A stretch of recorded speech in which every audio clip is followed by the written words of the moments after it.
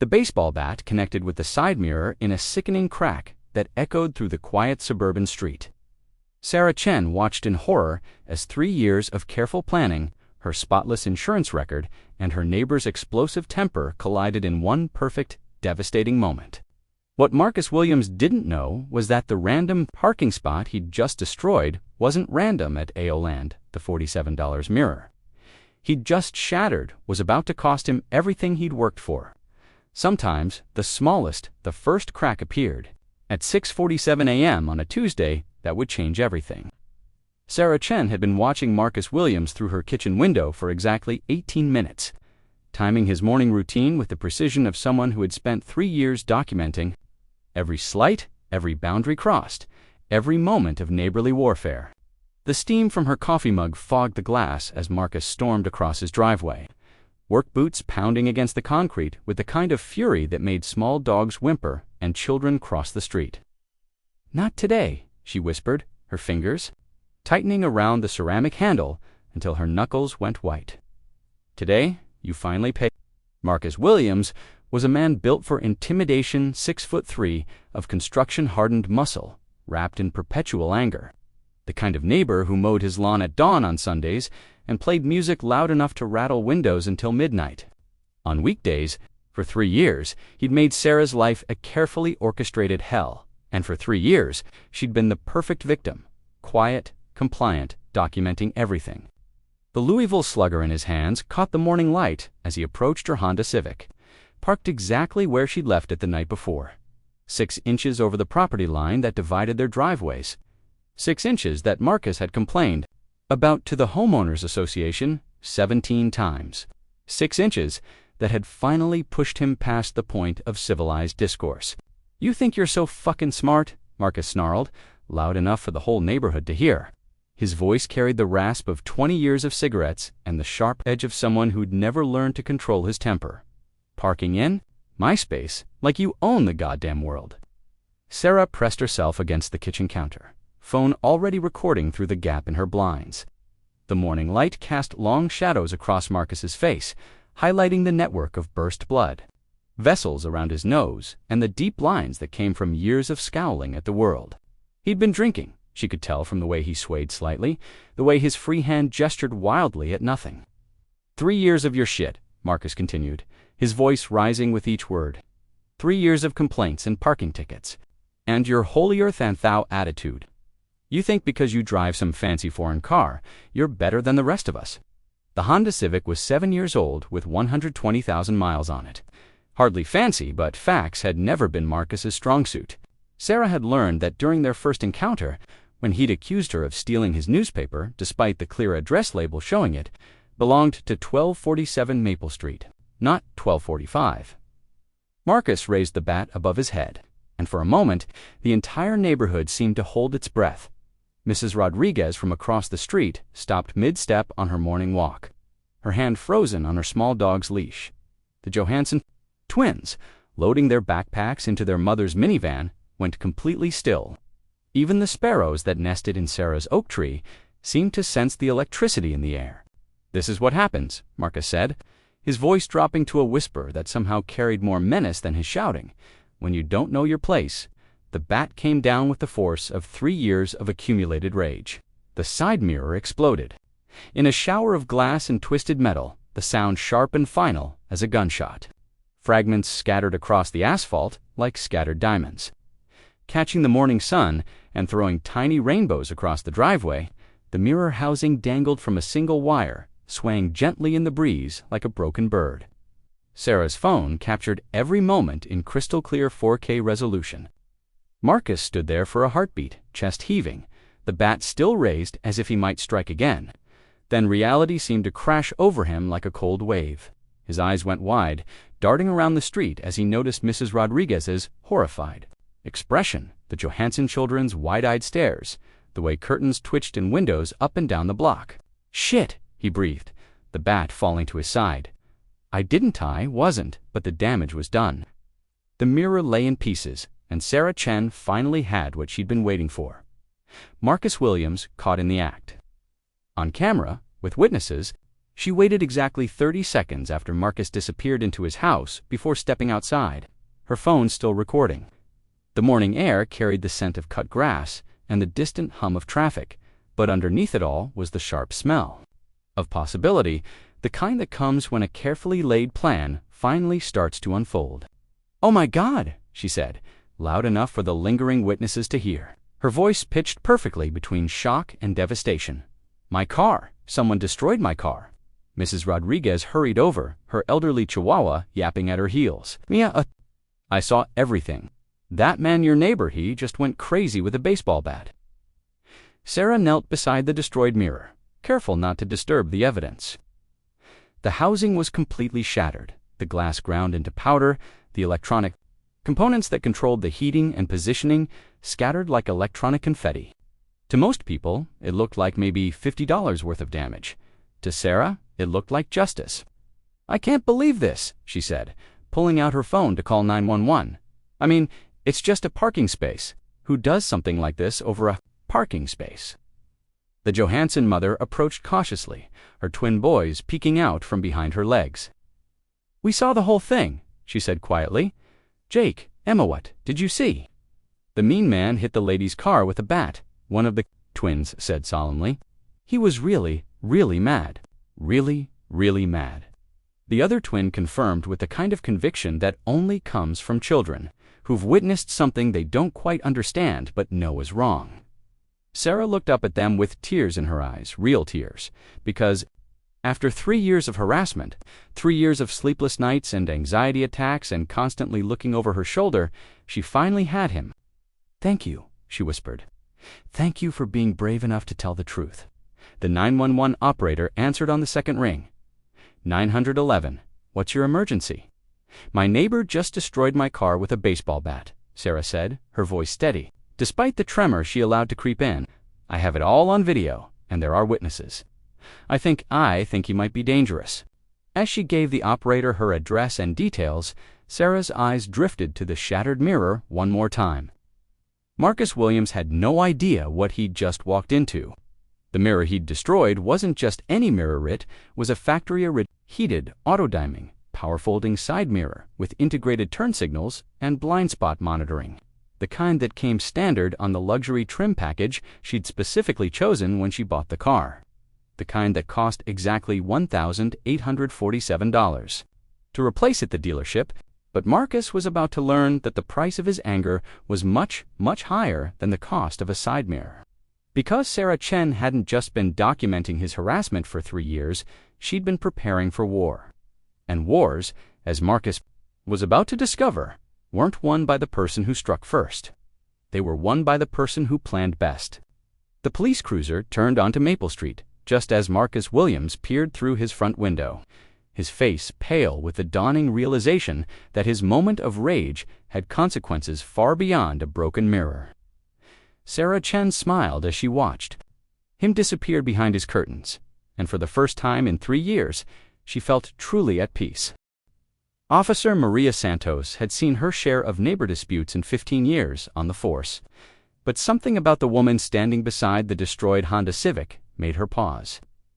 Sarah Chen looked exactly like what she was supposed to be, a soft-spoken professional in her early 30s. Dressed in the kind of conservative business attire that screamed responsible citizen, but there was something in her eyes, a calculating coldness, that didn't quite match the tremor in her voice. "Ma'am, can you walk me through what happened?" Santos asked, pulling out her notepad as her partner, Officer Davis, began photographing. The scene Sarah's performance was flawless.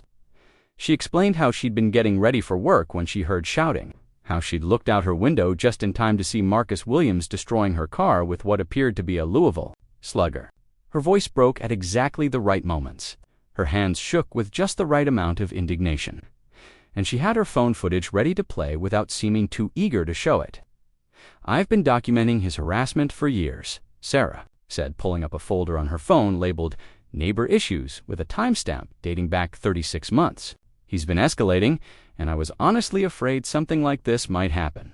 Santos scrolled through months of carefully cataloged incidents, photos of garbage scattered across Sarah's lawn, timestamps of loud music late at night, screenshots of aggressive text messages, even audio recordings of Marcus shouting threats across the property line. It was a prosecutor's dream. 3 years of methodical documentation that painted a clear picture of escalating harassment, culminating in property destruction. Jesus, Santos muttered under her breath. Why didn't you file charges before? I kept hoping he'd calm down, Sarah said, dabbing at her eyes with a tissue. I didn't want to be that neighbor, you know, the one who calls the police over every little thing. But this. She gestured at the destroyed mirror. This crosses a line. Across the street, Mrs. Rodriguez waited with the Johansson family, all 3 adults eager to give their statements. Santos had worked enough domestic disputes to recognize gold standard witnesses when she saw them: a grandmother, a soccer mom, and 2 young children who'd seen everything and weren't afraid to talk. The man was screaming, Mrs. Rodriguez told Santos, her voice shaking with indignation. Cursing and yelling about parking spaces like a lunatic. Then he just started swinging that bat like he was trying to kill something. The Johansson mother nodded vigorously. My children saw the whole thing. They were terrified. What kind of person does something like that in front of kids? Santos glanced at the twins, who were peeking out from behind their mother's legs. In her experience, children made terrible witnesses because they got confused easily, and their stories changed, but sometimes when they were scared enough, they remembered every detail with photographic accuracy. What did you see? Santos asked gently, crouching down to their eye level. The angry man hit the lady's car with a big stick, Jake said solemnly. He was really mad, Emma added. He said bad words and threw the stick when he was done. Did you see him throw the stick? Santos asked. Both children nodded. Into his garage, Jake said. Then he went inside and closed the door, really fast. Santos stood up, making notes. Destruction of property, multiple witnesses, video evidence, and now the weapon was likely still on the premises. This was shaping up to be one of the easiest cases she'd handled all year. Her radio crackled. Unit 347. What's your status? Taking statements, Santos replied, Gonna need backup for arrest. Suspect is likely inside 1245 Maple Street, inside his house. Marcus Williams was pacing his living room like a caged animal, occasionally peering through the blinds at the growing police presence outside. The Louisville slugger lay on his garage floor where he'd thrown it, and his hands still shook with residual adrenaline and growing panic. Fuck, fuck, fuck, he muttered, running his hands through his hair. The morning beer buzz had evaporated completely, replaced by the cold clarity of someone who just realized they'd made a catastrophic mistake. His wife, Janet, emerged from the bedroom, still in her scrubs from her overnight shift at the hospital. Marcus, what's going on? Why are there police cars outside? Marcus couldn't meet her eyes. Janet had been working doubles to help pay down their credit cards, picking up extra shifts to cover the cost of his truck payments and his weekend beer money. She didn't deserve this. None of this was supposed to happen. I fucked up, Jan, he said quietly. I fucked up bad. Janet looked out the window and saw Sarah Chen talking to the police, saw the destroyed side mirror, saw the neighbors gathered around giving statements. Her face went pale. Marcus, tell me you didn't. She's been parking in my space for 3 years, Marcus said, his voice rising defensively. 3 fucking years of her thinking she's better than us, and I just snapped. You destroyed her car. Janet's voice was barely a whisper. With what? Marcus gestured helplessly toward the garage. The bat. I just meant to scare her, you know. Make her understand that she can't keep pushing people around. Janet sank into their second-hand recliner, her hands covering her face. She'd been married to Marcus for 8 years, and she knew him better than anyone. She knew about his temper, his pride, his inability to back down from any perceived slight. She also knew about their finances, maxed out credit cards, a mortgage they could barely afford, and 2 car payments that left them living paycheck to paycheck. How much is this going to cost us? She asked. It's just a side mirror, Marcus said. Couple $100 maybe. I'll pay for it, and that'll be the end of it. Janet looked at him with a kind of exhaustion that comes from years of cleaning up someone else's messes. Marcus, you destroyed someone's property with a baseball bat in front of witnesses. This isn't going away for a couple $100. The knock on the front door came exactly 3 minutes later. Sharp, authoritative, raps that echoed through the house like gunshots. Police, Marcus Williams, we need to speak with you. Marcus's face went white, I don't have to talk to them, right? I can just not answer the door. They have witnesses, Janet said flatly. They have video, and if you make them get a warrant, it's going to be so much worse. Marcus looked at his wife, really looked at her for the first time in months. She was exhausted, working herself to death to keep their heads above water. And now he'd just made everything infinitely worse. The anger that had sustained him for 3 years suddenly felt hollow and pathetic. Police, we know you're in there, Mr. Williams. I'm going to answer the door, Janet said, standing up with the kind of dignity that comes from accepting the inevitable. And you're going to come with me, and you're going to take responsibility for what you did. Marcus nodded numbly, following his wife to the front door like a man walking to his execution.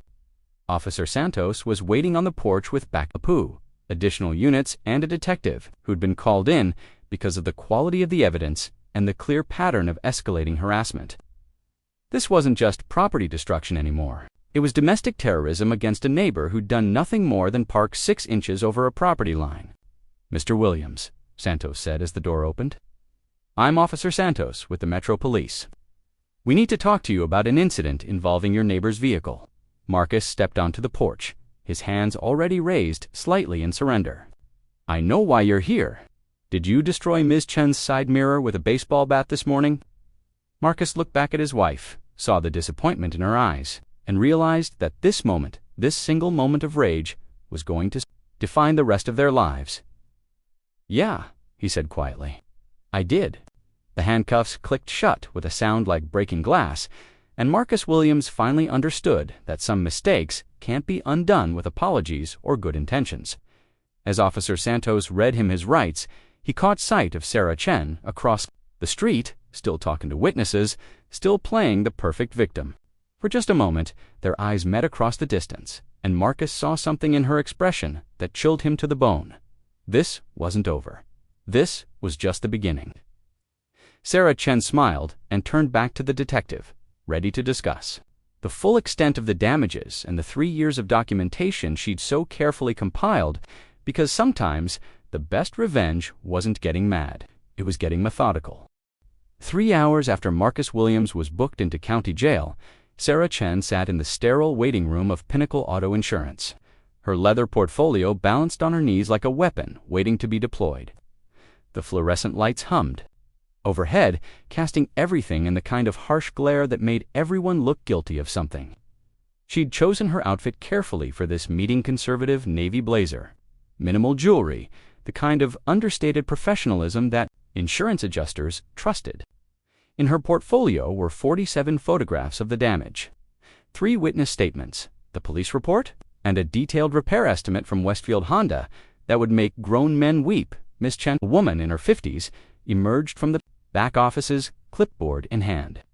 I'm Gloria Martinez, your claims adjuster. I understand you've had some trouble with a neighbor. Sarah rose gracefully, extending her hand with just the right amount of vulnerability mixed with determination. Thank you so much for seeing me on such short notice. I know how busy you must be. Gloria Martinez had been adjusting auto claims for 23 years, and she'd developed a 6th sense for fraud. But the woman sitting across from her desk didn't trigger any of her usual warning bells. Sarah Chen was soft-spoken, well-documented, and had a claim that was backed up by police reports and multiple witnesses. If anything, she seemed almost too good to be true. Walk me through what happened, Gloria said, opening Sarah's file on her computer. Sarah's recounting was precise and emotional in all the right places. She explained the 3 years of harassment, the escalating tensions, her attempts to resolve things peacefully.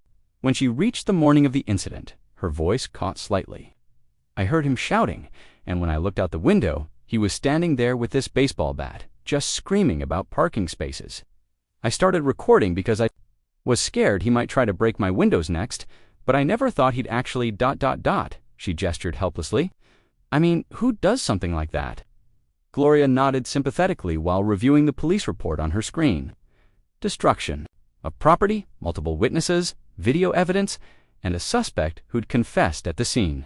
It was an adjuster's dream-clear liability, documented damages, and zero ambiguity about who was at fault. I have to ask, Gloria said gently, have you gotten a repair estimate?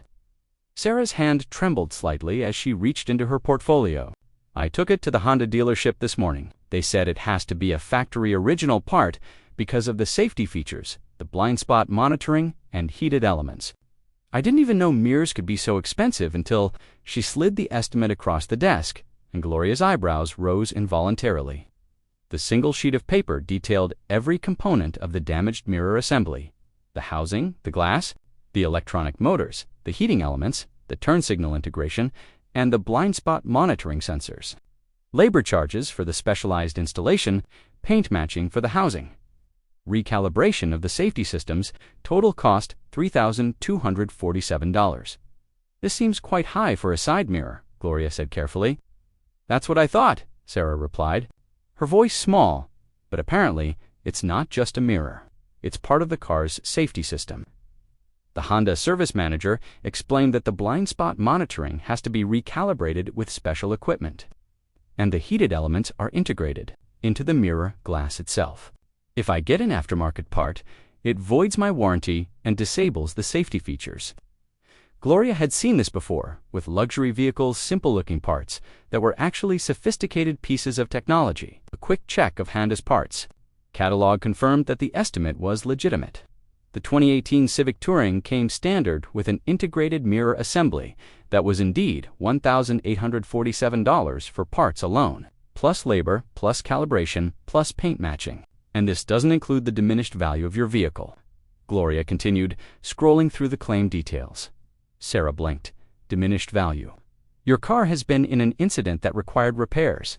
Even with perfect bodywork, it's worth less than it was before the damage occurred. Given the nature of the assault and the police report, I'd estimate the diminished value at approximately $2,800. Sarah's eyes widened with what appeared to be genuine surprise. I had no idea. I just wanted my car fixed so I could get back to work. I never thought about there's also the matter of your rental car while your vehicle is being repaired, Gloria added.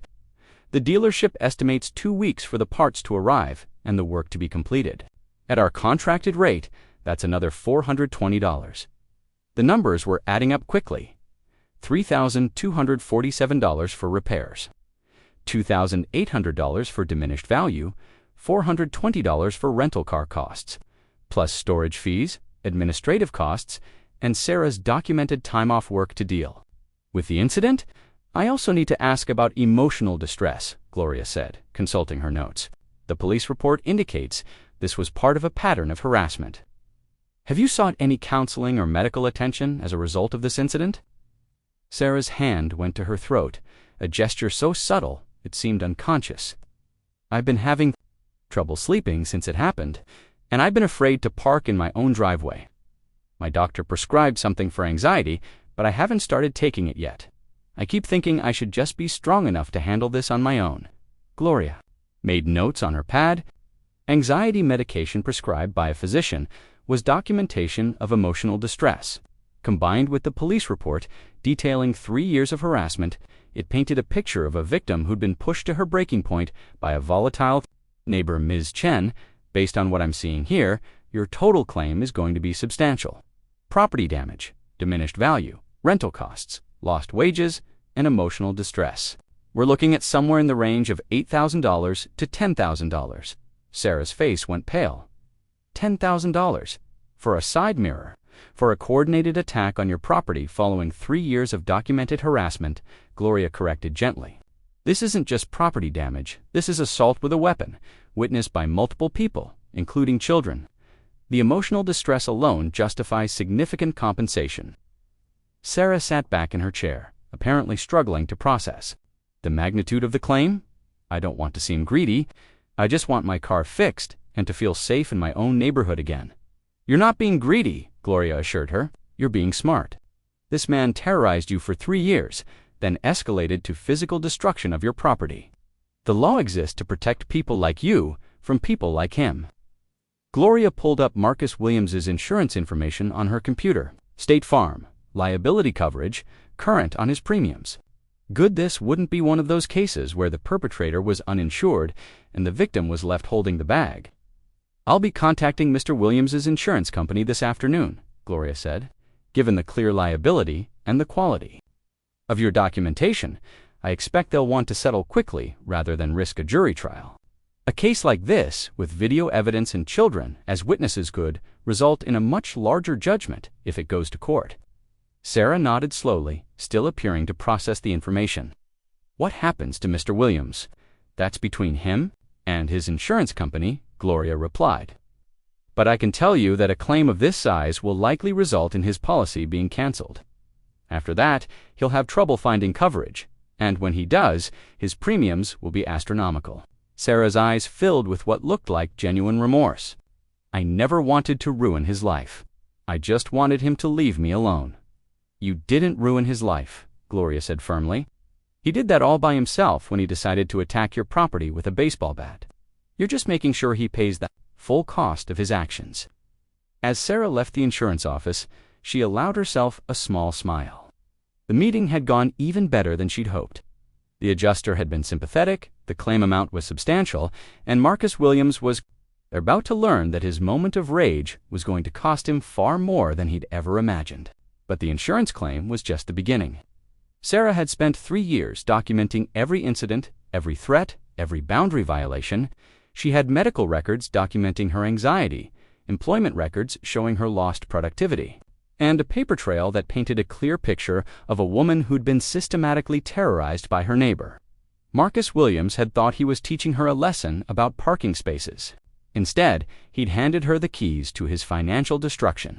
Her phone buzzed with a text from her attorney. Saw the police report. Call me. This could be big.